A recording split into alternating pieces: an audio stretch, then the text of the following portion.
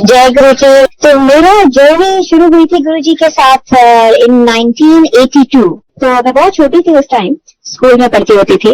तो गुरु जी जब हमें मिले, गुरु जी सफारी सूट पहनते थे, पैंट शर्ट पहनते थे और बाल भी थे उस टाइम गुरु जी के पीछे थोड़े थोड़े से। तो हम लोग अक्सर गुरु जी से मजाक करते थे कि गुरु जी ये व्हाइट शूज मत पहनिए, उसके साथ सफारी के साथ व्हाइट शूज अच्छा नहीं लगता गुरु जी, आप दूसरा वाला पहन लीजिए, जितेंद्र टाइप लगते हैं।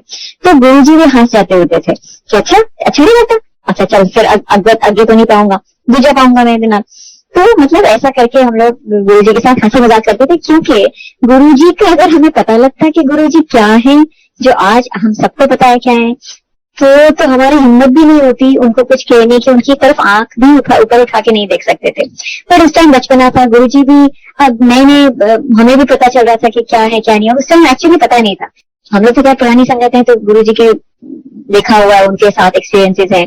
आई थिंक गुरु जी हमारा सबसे बड़ा टेस्ट लिया गुरु जी ने, क्योंकि साक्षात हमारे साथ हमारे जैसे ह्यूमन फॉर्म में बैठ के हमें क्या चीज सिखाना चाहते थे, हम उनसे क्या सीखेंगे क्या नहीं सीखे वो तो गुरु जी जानते हैं। बट गलतियां हम लोगों से बहुत बहुत बहुत हुई हैं, क्योंकि साक्षात जब सामने बैठे होते हैं तो अक्सर हम लोग पहचानने में भूल कर जाते हैं। छोटी होती थी मैं, 7th ग्रेड में थी उस टाइम।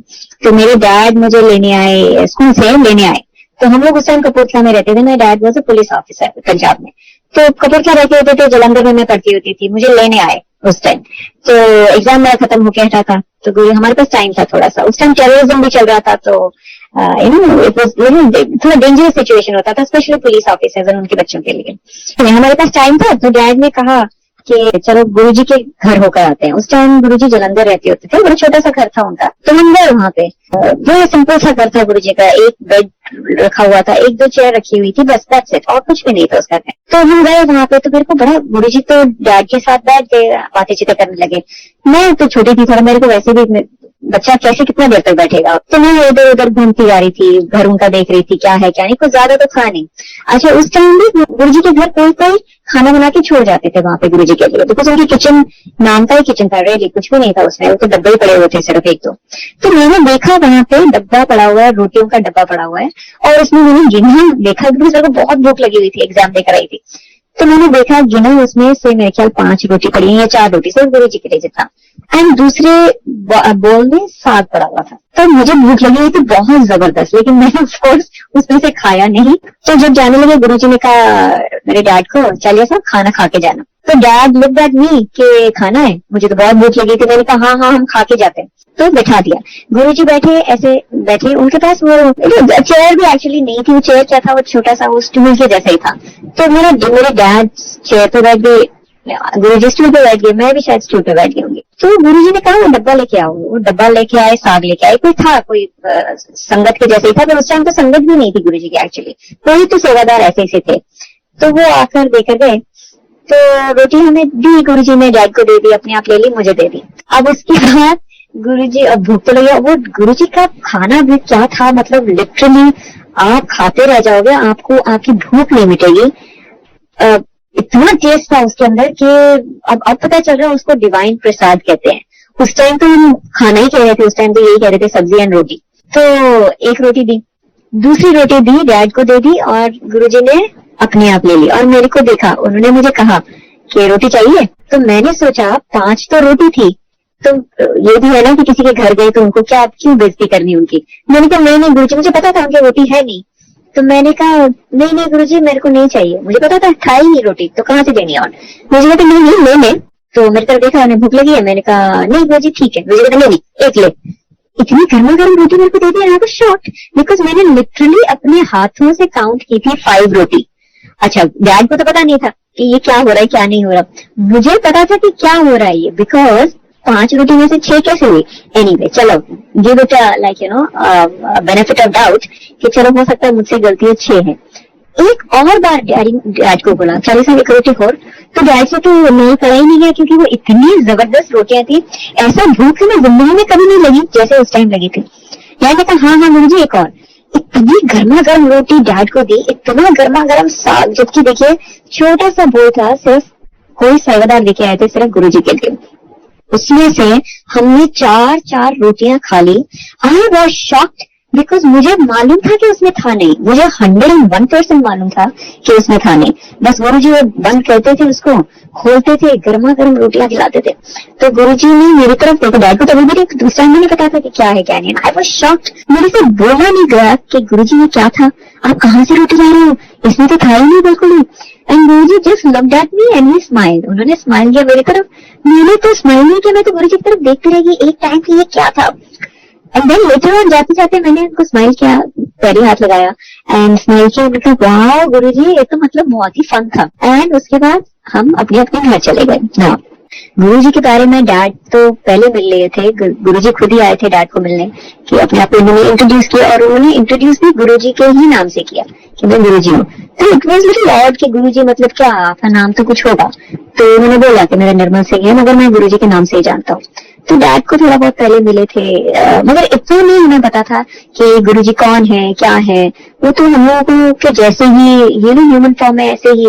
तो गुरुजी का ये था, कभी पार्टी में मिले, कभी किसी की शादी में मिले, तो गुरुजी को सब चीजें सबके बारे में याद थी, इसका क्या नाम है, क्या डेजिग्नेशन है, कौन है, क्या इंसिडेंट हुआ था इनके साथ, सभी का चीज मालूम थी उनको।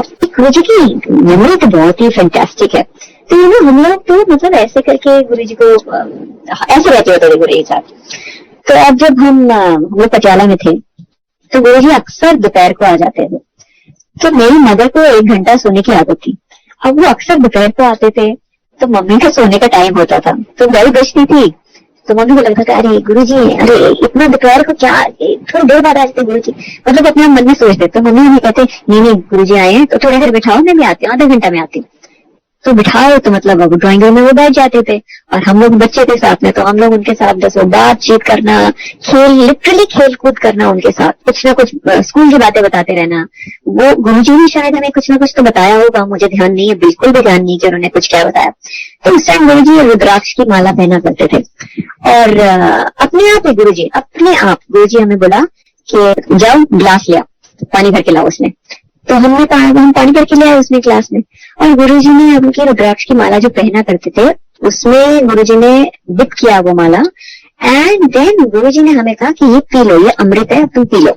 और हम तो बच्चे थे खैर, हम लोगों को हमने इतना बचपना किया गुरुजी के साथ, माय गॉड, अब मैं मतलब I can not even think कि हमने क्या टाइम स्पेंड कर लिया गुरुजी के साथ ऐसा।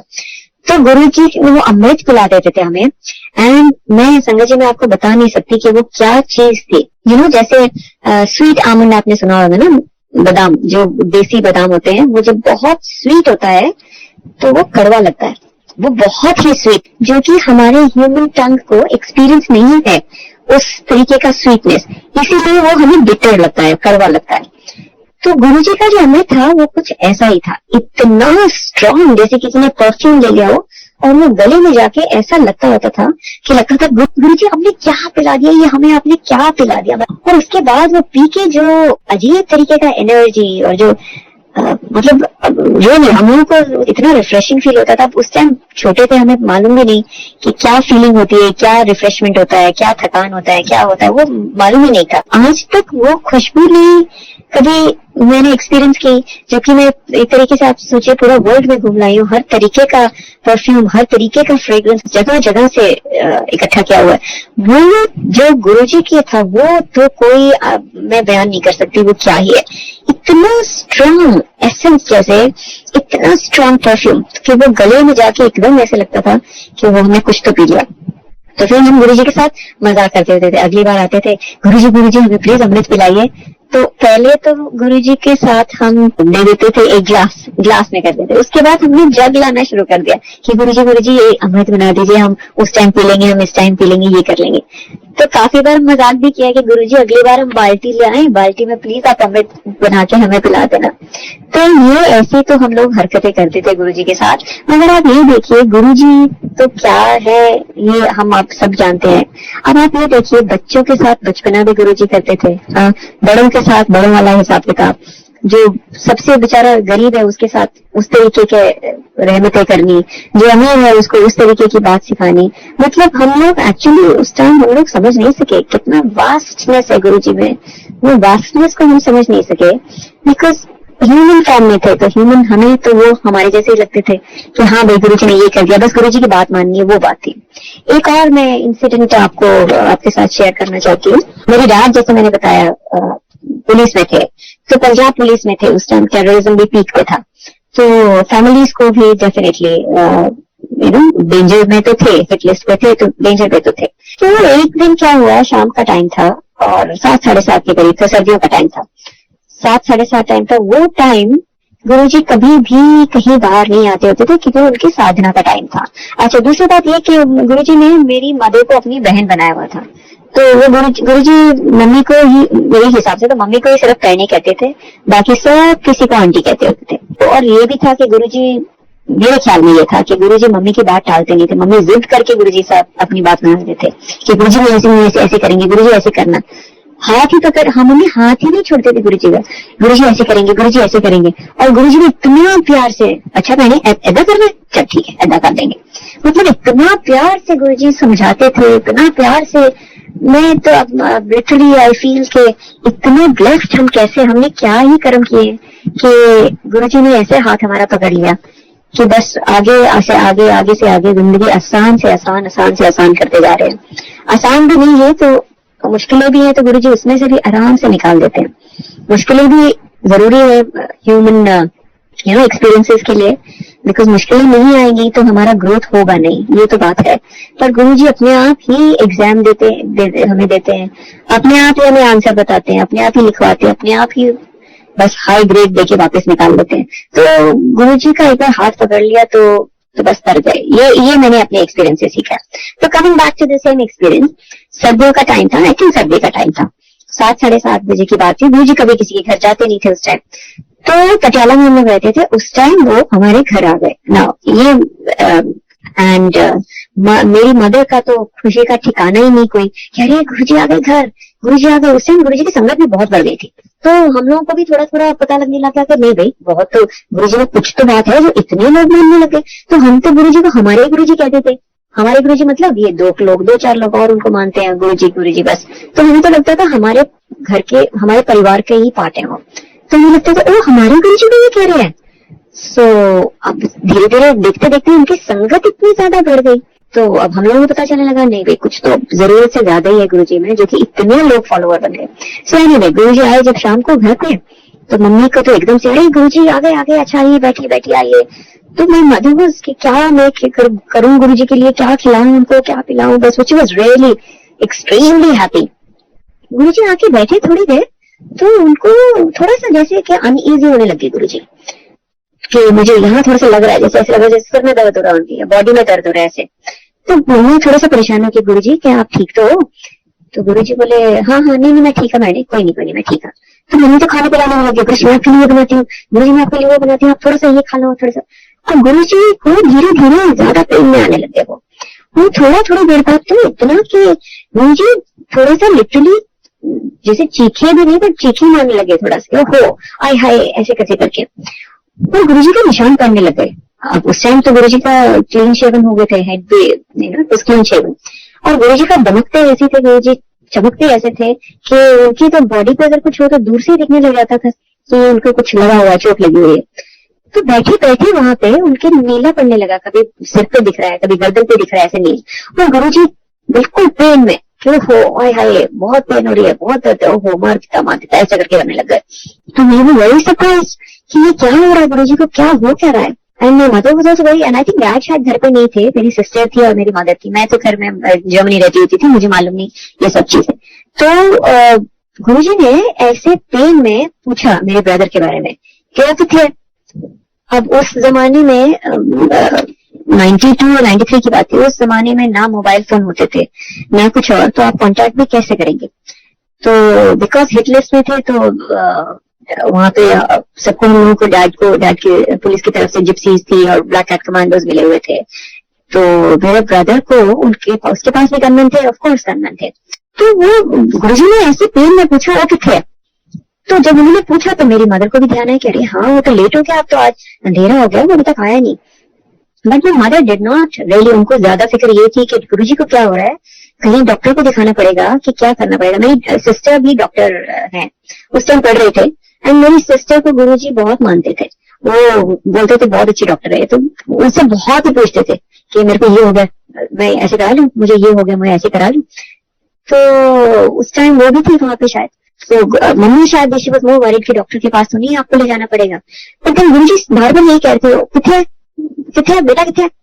Then mummy also got worried कि बार बार गुरुजी क्यों पूछ रहा है, एक्चुअली आया नहीं अभी तक, अब कैसे पता करें उसका कहाँ पे कहाँ नहीं। फ्रेंड्स को फोन किया, वो कह रहे नहीं तो आया ही नहीं यहाँ पे। सीधा उसका कॉलेज में लेट क्लास थी, तो कॉलेज से पता किया कि हाँ लेट क्लास तो थी।